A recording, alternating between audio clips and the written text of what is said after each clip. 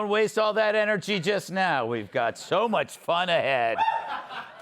Good evening, everyone. In Chicago, an Asian college student has admitted to burning a cross to protest Donald Trump. And in typical fashion, did it while maintaining a perfect 4.0.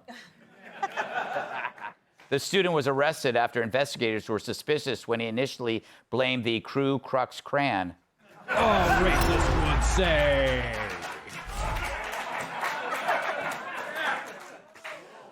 J.D. Vance has been on a media tour promoting his book about Catholicism, and last year he said that he hopes his Hindu wife Usha converts to Christianity. And now there is hope. Once Usha saw her husband on The View, she no longer believes cows are sacred.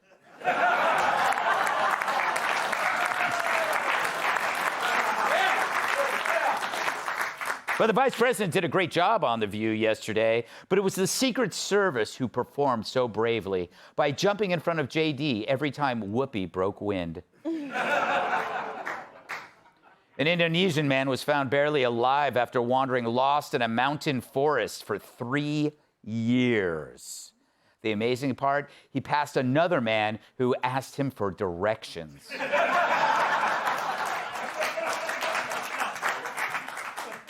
Sean Penn, the actor, is making a January 6th movie, and the film has already been rated IQ 13. Bradley Cooper is playing a Capitol cop, and guess who's playing the Capitol? During an event in New York City, Hillary Clinton criticized Joe Biden's decision to run again in 2024. She said, "I blame myself for not strangling him first." And finally, a German man has assembled the world's largest Lego sausage. And I know just where to put it, said one man. All right.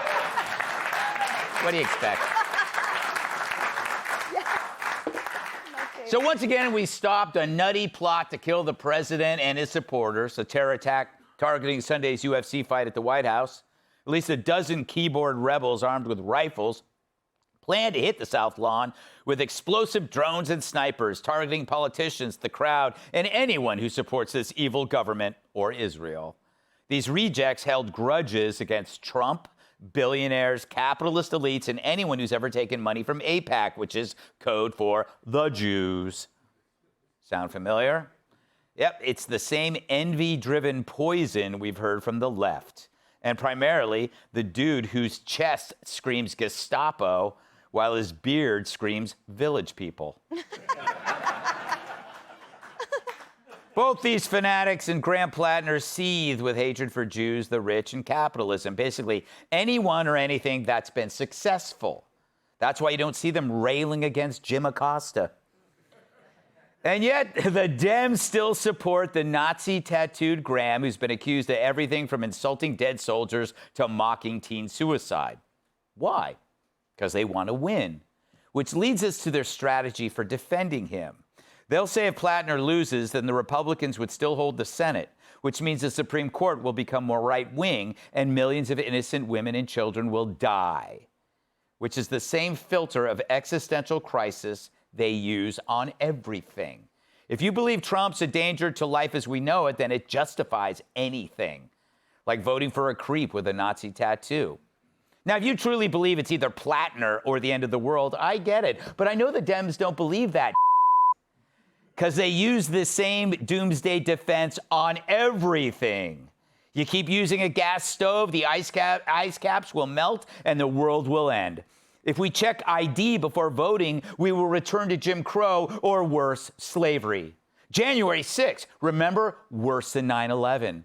And the COVID virus will kill both young and old unless you have the natural immunity of a packed BLM rally.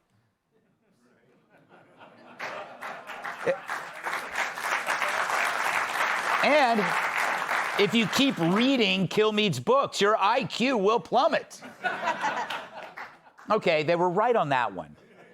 And of course, they justified electing a president with spam for brains who couldn't find his way off a stage with a Waze app. Because a world with Trump was worse. Fact is, the Dems never say, the world's going to be fine if we lose this one.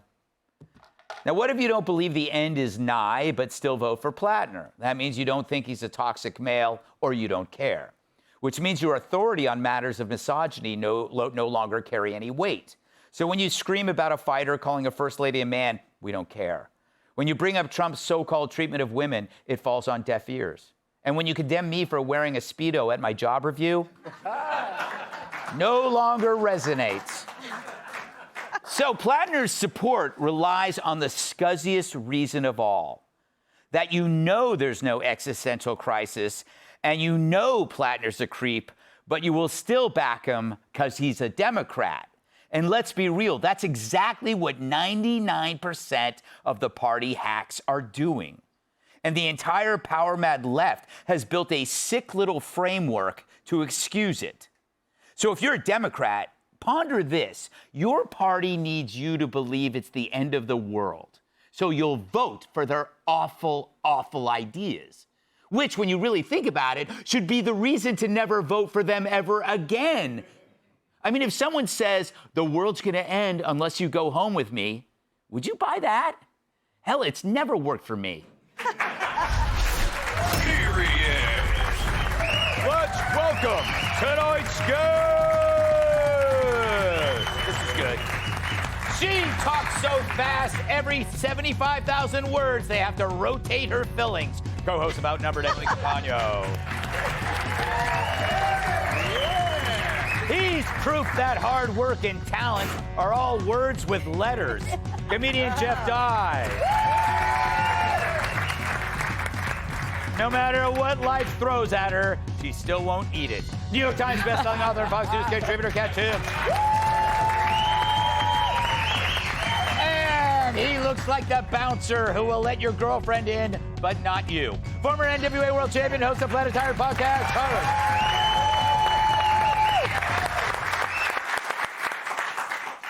So, Emily, when you look at this latest crop of kind of like creepy nobodies, they always sound exactly the same as other creepy nobodies who also sound just like most leftists on Blue Sky and elsewhere. And horrifically, half of Congress. Hating the billionaires, hating the capitalist elites, hating the oligarchs, hating the kings. All of this language has come out of every single elected official's mouth and those candidates. You're exactly right. The only way that it is excusable or credible for someone to say, I am voting for an, let's say, anti-Semitic, rapist, idiot, anti-veteran, waste of flesh, will be because the alternative is a complete crisis. Right. It is them or your death. The Democrat Party has built up such a narrative. It's like the other day I saw a video of a plane about to crash land. And it was like fighting the wind. It was super crazy. It made it. And it was going viral because someone said, oh, a tray table must have been down, right? In jest. Because these stewardesses always say, if the tray table's down during landing, like, we're all going to die. That's the Democrat Party every day with everything. Because it's the only way that they can... What airline do you fly? do they say that? I'm not getting on that. Her point's good. She says that they act like the littlest details will cause destruction. Yes. Turn off your phones. Right. And also, who believes that guy is 19? Yeah. He is literally 65. Do we have a picture of him? It's up right now. Yeah, I can't see it. Everything that those kids, their brains are not formed yet, nubile, unicellular organisms, everything that they talked about on Signal, thinking that it was private, was exactly what we have read in the Washington Post and the New York Times and by the Democrat Party mouthpieces and half of Congress, which is railing against, vilifying, and villainizing our president. How many more attempted assassinations do we have to go through? How many more plots do we have to thwart? And by the way, remember the UFC, the details weren't announced until semi-recently. So the extent of this complicated plot was devised in a short amount of time. We need to stay on our guard because I think a lot worse is next because the Democrat Party isn't learning any lessons. I have a question. Yes, ma'am. Which one's 19? Top right. We couldn't put You're up a picture. joking. No. That's what I'm saying. The top right is 19? Yeah. So you I know, want Maloney peaked at 13. I want the opposite of his skincare routine. No, but you know what? You're Dental bringing a records. good point here. Ugliness is not. You start in a hole when you're really ugly, Jeff, you wouldn't know. But that guy was like bald when he was 15. I know, yeah, he's angry. You know, a lot of these people are not good looking, Yeah. and there's a lot of research that says if you're unattractive, He's already pissed off. He's at the already bottom pissed- of the hierarchy. Yeah, and you know, but he could have Couldn't borrow hair from the guy in the bottom? Yeah. They just met, you know. They're friends on Reddit.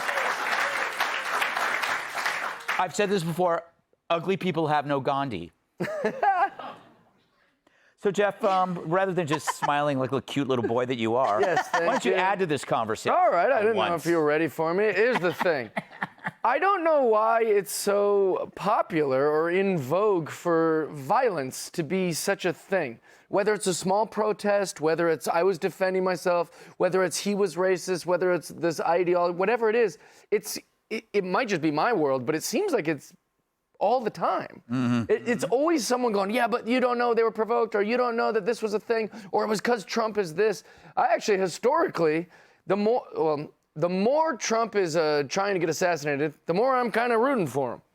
Yeah. Historically, Yeah. they assassinated Lincoln, Martin Luther King. They tried to kill us, JFK, and so the more they Wait, go, you're rooting for the assassin? No, no, he's rooting for the I'm saying, president. I'm saying you might be onto something. You start to go, oh, the people that they try to kill are very often the people that are on the right side of history. Yes, yes. And yes. so, you know, like, and also the more unhinged Trump says things, like the more I get it. It's like, yeah, you tried to blow his head off yesterday. It's going to be a big deal. Yeah, you know, and Kat, underlying a lot of this stuff is the rhetoric of envy.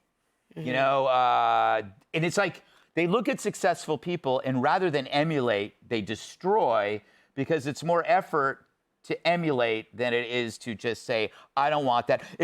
All of this reminds me, the person who it reminds me the most of is Mark David Chapman. He took out probably the most, that's the guy who killed John Lennon. Everybody's Correct. looking at me like I'm speaking Martian. I didn't know the guy. I didn't know that. But it's like, here's this amazing, brilliant musician. I can't be that. Right. I'm going to kill him. I will be as famous as he is. Yeah. That's what this is. But anyway, that was my digression. I definitely think that's part of it. I think that loneliness and isolation can be another part of it. And then adding on top of that, when you're lonely and you're isolated, what do? They go online. Yeah. And then they meet each other. And then they talk to each other. And then it just gets worse and worse and spirals. But also, to the point of the rhetoric and it's just, okay, so if you are saying over every little thing, constantly saying, this is the end of everything, we're all gonna die, in a relationship, and any other relationship, that is emotional abuse, but in politics, it's business as usual. Yes. And That is true. we're all supposed to just accept that and not notice that. And, oh, that's just how politics is. But it shouldn't be how it is. Yeah. Because it has real life consequences, not just this, but even stuff like, I bring this up all the time, people hating family members, people saying, oh, that person voted for this person. How dare you. Therefore, this person is not a human in my eyes anymore. Yeah, you want me to die. You vote for Trump, you want me to die. Yeah. I mean, I heard somebody yesterday saying that people are trying to kill me. And I'm like, who? Yeah, no. Nobody even knows you. But you know what? The Democrat Party, Tyrus, reminds me of a guy at the bar convincing a woman to have sex with him by saying the world could end tomorrow. You're close. He's the guy at the bar convincing the guy next to him to kill the woman who wouldn't give him her phone number. Oh.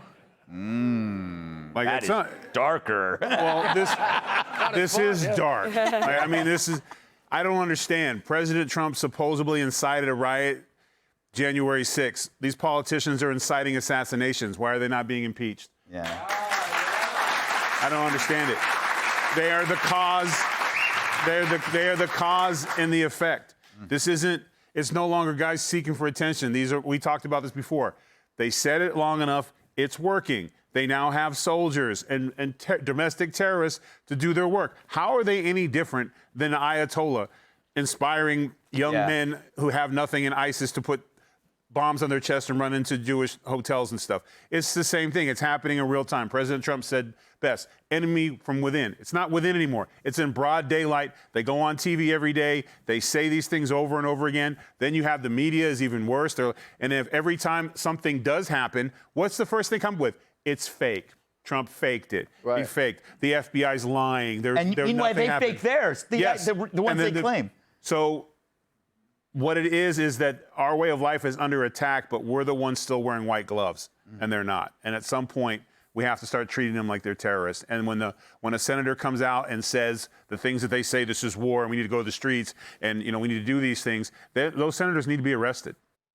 Be sure to like and subscribe for all the Fox News latest on YouTube, and catch full shows streaming now on Fox One.